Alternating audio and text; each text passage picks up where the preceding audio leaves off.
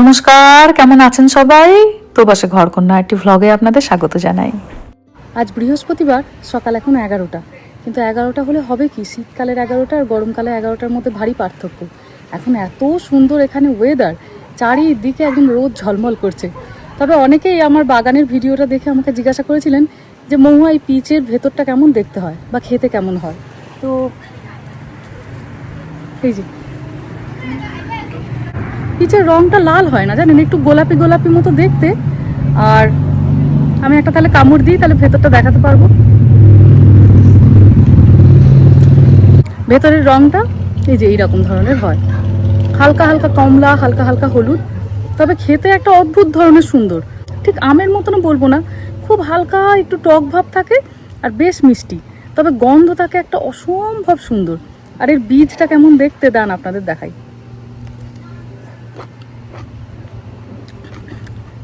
আমাদের দেশে ভালো আম পেলে যেমন আপনি নিজেকে আটকাতে পারবেন না, মানে মনে হবে দুটো তিনটে একদম খেয়ে যায়, এই ফলটাও একদম সেরকম। মানে মনে হবে পেট ভরে আপনি শুধু এই ফলটাই খেয়ে যান, এত এটা মিষ্টি হয়। ভেতরটাতে প্রচণ্ড আমের যেরকম রস থাকে এরও তাই। বীজটি হচ্ছে এইরকম, দান ব্যাক ক্যামেরায় দেখাই। এইরকম হলো বীজটি দেখতে। যত বড় ফল হবে বীজও তার থেকে একটু বড় হবে। বীজ সাইজে খুব বড় হয়, এবার আমাদেরটা একটু ছোট হয়েছে। আর এই যে ফলটার ভেতরটা দেখুন এইরকম, ভেতরের দিকটা একদম সেই মেরুন কালারের, যেখানে বীজটা থাকে একটু শুঁয়ো থাকে, আর তারপরে গোটাটা এই কমলা রঙের মতো, কমলা আর হলুদের মতো মিশ্রণ, আর অসম্ভব সুন্দর একটা গন্ধ। এক গাছ ফল একদম পেকে টুস টুস করছে। আমার এই যে হাতে লাগছে একটুখানি কনুয়ের ঠেলা, কথা বলতে বলতে একটুখানি মাথা লাগছে, আর টুপ টুপ করে নিচে পড়ছে এই দেখুন। ও অনেকগুলোই ফল পড়েছে এই দেখুন। যাকে বলা একদম সে নেশার মতো, মানে আপনি আটকাতে পারবেন না, খালি মনে হবে খেয়েই যায় আর খেয়েই যায়। একদম নরম হয়ে গেলে আলাদা কথা, কিন্তু পিচটা দেখুন এই অবস্থায় থাকে, খেতে ভারী ভালো লাগে। বেশ একটু ক্রাঞ্চি থাকে, আপেলের মতো লাগবে, এত বেশি রস, মনে হবে আপনি আম খাচ্ছেন, আর তার সঙ্গে ভীষণ মিষ্টি একটা সুগন্ধ। আম খেলে যেরকম একটা খুব ভালো গন্ধ পাওয়া যায়, পিচেরও একটা খুব মিষ্টি সুগন্ধ আছে। পিচের কোনো ক্রিম ব্যবহার করলে যেরকম গন্ধটা আছে, ফলটারও সেরকম গন্ধ, খুব সুন্দর লাগে। পিচ দিয়ে এখানকার লোকেরা নানা রকমের আপনার ডেজার্ট বানায়। আমি খুব একটা পারি না, তবে ইচ্ছা আছে এবার একবার চেষ্টা করার। আমি করি কি, সারা বছর এই যে ফ্রিজ করে রেখে দিই, মাঝে মাঝে একটা আধটা বার করি, স্মুদিতে দিই, এমনি একটু ঠান্ডাটা কেটে গেলে খাই। আমার খুব ভালো লাগে পিচ খেতে। আর যেহেতু এগুলো সব আমার তো বাড়ির জৈব সার, দোকান থেকে যেগুলো কেনা হয় সেগুলো অনেকটা বড় বড় হয়, কিন্তু ওরা তো অনেক সার দেয়। এইগুলো যখন একদম মোটামুটি সার ছাড়া জৈব সারে, ওই জন্য বাড়ির পিচগুলো খেতেই বেশি ভালো লাগে আর কি। এক একটা পিচ হয় অনেক বড় বড়, খেতেও দুর্দান্ত ভালো হয়।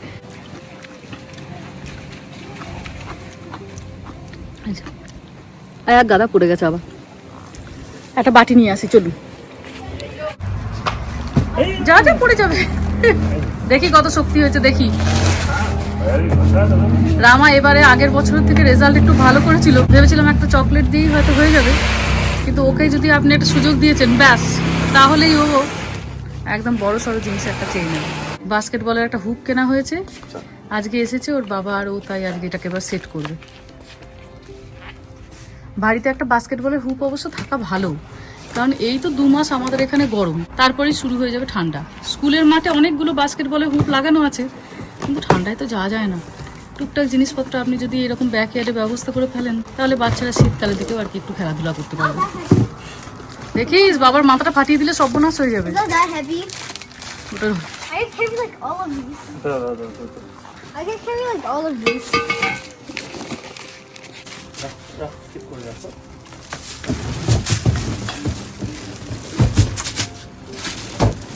এটা হচ্ছে কি সেই বড় বোর্ডটা, বাস্কেটবলের হুপের পিছনের দিকে যেটা থাকে, কিছু হয়তো নাম আছে। বাবারে,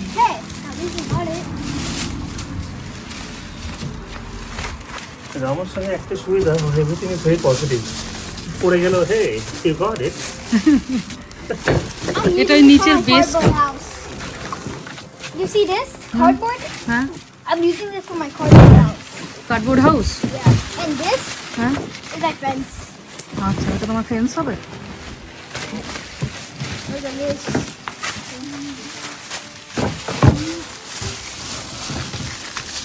ফাঁচি দেবো একটা।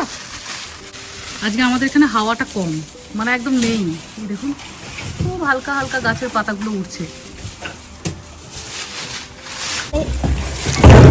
এই না,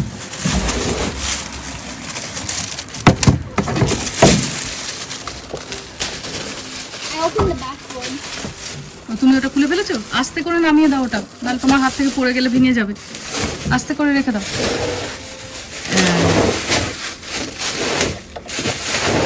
যেটুকু যা জিনিসপত্র এই যে ট্র্যাশের জন্য বেরোচ্ছে একদম বক্সটার মধ্যে রেখে দাও।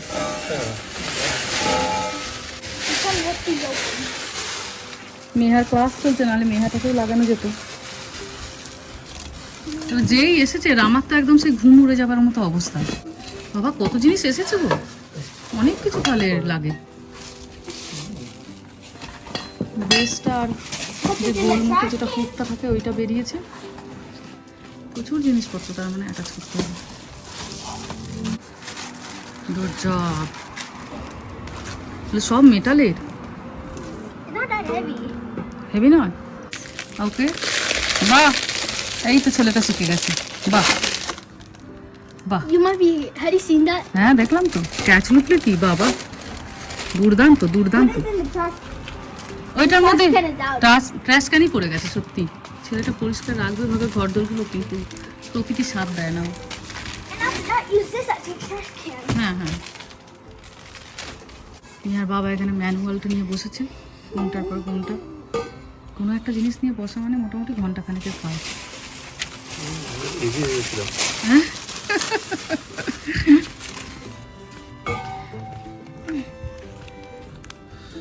অনেক কিছু জিনিসপত্র এসেছে।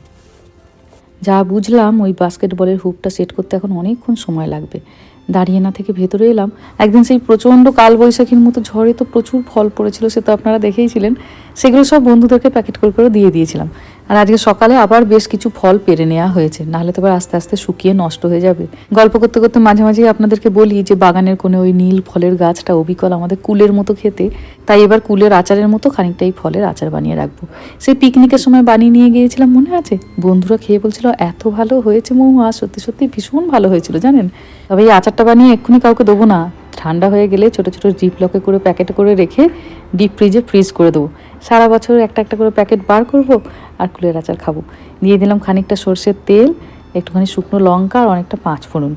ওটা ফোড়নটা রেডি হতে হতে এবার এই যে এখান থেকে অল্প করে করে পুন তুলবো আর কড়াইতে দেবো। দিলাম খানিকটা হলুদ আর শুকনো লঙ্কা গুঁড়ো, ভালো করে একটুখানি তেলে ভেজে নিচ্ছি, নিয়ে তারপরে পুরনটা দেবো। মনে হচ্ছে এই কড়াইটাতে হয়ে যাবে, যদি না হয় তখন আবার পাশে একটা ছোটো কড়াই বসাবো। মেহার বাবা আমরা দুজনেই প্রচণ্ড আচার খেতে ভালোবাসি জানেন। তবে এখানে ইন্ডিয়া বাজারগুলোতে যে আচারগুলো বিক্রি হয় সবগুলোই নন বেঙ্গলি আচার। নোনতা, ঝাল, টক এইগুলো থাকে, কিন্তু মিষ্টি থাকে না। কিন্তু আমাদের বাঙালিদের আচার মানেই তো অল্প একটু মিষ্টি মিষ্টি থাকে, ওই স্বাদটা আমরা বড্ড মিস করি। কিন্তু গাছে এই ফলটা হতে আমাদের গত বছর থেকে সেই দুঃখ একবারে মিটে গেছে। ঝুড়ি ঝুড়ি আচার তৈরি করি আর দুজনে মিলে বসে বসে খাই। পুরো যেন মনে হয় যে কুলের আচার খাচ্ছি বসে বসে। নুন এখনো দিইনি, বিট নুন দিলাম অনেকটা আর দিলাম অনেকটা চিলি ফ্লেক্স। এবার ভালো করে এইগুলোকে মিক্স করছি। বিট নুন দিলে গন্ধটা অসম্ভব ভালো আসে। শেষে যদি দেখি নুনটা কম হচ্ছে তখন না হয় অল্প একটুখানি সাদা নুন দেবো। একটু করে জায়গা করছি আর অল্প অল্প করে তার সঙ্গে পুরন মেশাচ্ছি। ফলটা দেখতে একদম নীল, ভেতরটাও একটু সাদা সাদা, কিন্তু যখনই এ তেলে পড়ে অদ্ভুত রকমভাবে একদম লাল দেখতে হয়ে যায়। দিলাম অনেকটা চিনি, আবার লাগবে যখন তখন দেবো। ফলটা এমনি মিষ্টি হয়, খুব বেশি চিনির দরকার পড়ে না। আবার খুব বেশি মিষ্টি হয়ে গেলে তখন আবার আচারে সেই টক মিষ্টি ঝাল স্বাদটা থাকবে না। তাই সবগুলো এখন একটু কম কম করে দিচ্ছি, শেষে আবার বুঝে বাকিটুকু মেশাবো। নুন পড়তেই তো সব গলে গেছে, আর গলে যেতে এবার রঙটা হয়েছে দেখুন, এক কড়াই ঝোল। এটা এখন বহুক্ষণ সময় লাগবে আচারের মতো জায়গায় আসতে। তো একটু গ্যাসটাকে কমিয়ে দিই আর মাঝে মাঝে এসে একটু করে এই যে হাতায় করে করে ওপর নিচ করতে থাকি। এই রসটা ধীরে ধীরে মরে গিয়ে যখন সেই একদম আচারের মতো কনসিস্টেন্সি চলে আসবে তখন একটুখানি ভাজা মশলা দেবো। আর এই যে বহুক্ষণ সময় লাগলো ওদের এই হুকটা তৈরি করতে, প্রায় ঘন্টা দেড়েক, অবশেষে করতে পেরেছে। এই দেখুন, প্রথমে একটু ভুল লাগিয়ে ফেলেছিল, আবার খুলে আবার ঠিক করলো, কিন্তু ব্যাস এবার সুন্দর হয়ে গেছে। আর এই যে আপনাদের মানিকদা দুলছে, কেমন হয়েছে এটা? ঘুম পেয়ে যাচ্ছে। গাছের তলায় একটা দোলনাতে টুকটুক টুকটুক করে দোলো, মোবাইল দেখো নাহলে গল্পের বই পড়ো। মাঝে মাঝে এইভাবেও তো সময় কাটাতে হবে, দিন রাত্রি কি আর এরকম অফিস করলেই হবে? তা ঠিক। একটু দোল দিয়ে দেবো? না ঠিক আছে। একটু দোল দিয়ে দিই, একটু দোল দিয়ে দিই। হ্যাঁ না ঠিক আছে। দাঁড়াও না, তুমি চিন্তা করছো কেন? আমাদের তো দুটো ছেলে মেয়ে আছে, কিছু কাজে তো লাগো। গাই মেহা, মেহা বাবাকে দোল দে। বাকি আছে। ছোটবেলায় আমরা ওদের অনেক দোল দিয়েছি। মানুষ যখন বুড়ো হয়ে যায় তখন তারা আস্তে আস্তে বলে বাচ্চাই হয়ে যায়। এবার আমরা মা বাবা বুড়ো হয়ে যাচ্ছি, এবার ওদেরকে একটুখানি টেক কেয়ার করতে হবে না? তাহলে এবার ওদেরকে একটু দোল দিতে হবে।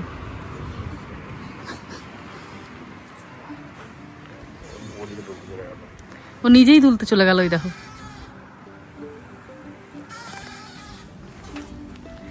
যত ভাবি এই দোলনাটাকে খুলে দেবো, যে এত বড় দোলনাটার দরকার নেই, আর ভাবার 1 ঘন্টা পরে গিয়েই দেখি বুড়িটা গিয়ে দোল খাচ্ছে। আবার মনে হয় থাক, বুড়োটা দোল খাচ্ছে যখন আর কটা দিন থাক, বড় তো হয়েই গেল। পরিবারের মধ্যে সব থেকে দুটো সুখী মানুষ, কোনো চিন্তা নেই, ভাবনা নেই। একজন দোল এদিকে খাচ্ছে আর একজন এই যে গাছের তলায় এখানে দোল খাচ্ছে।